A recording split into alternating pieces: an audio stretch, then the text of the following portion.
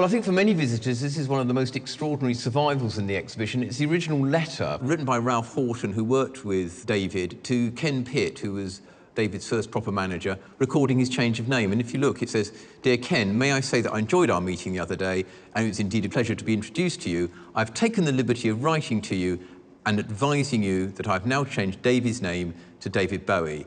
And that's the correct pronunciation. He named it himself after the Bowie knife. And that's the 17th of September, 1965.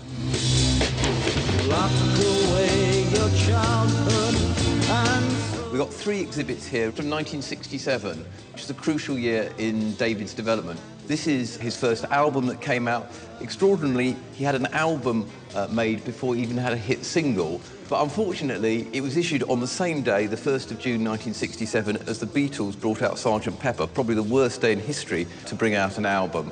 And it's very interesting comparing the look. David's got this rather clean-cut kind of mod image with a military jacket, and then you come down to the Beatles and look at what they're wearing. They're wearing military jackets, but how different. Multicoloured, in this extraordinary creation of Peter Blake, almost psychedelic, crowded with these cut-out figures. And of course, when you look at this image on here really looks rather old-fashioned. Just to show some of the extraordinary influences that David was picking up then, this is an acetate of the Velvet Underground and Nico, which was given to David's manager by Andy Warhol in the factory in New York. In fact, it's got Warhol's name on there.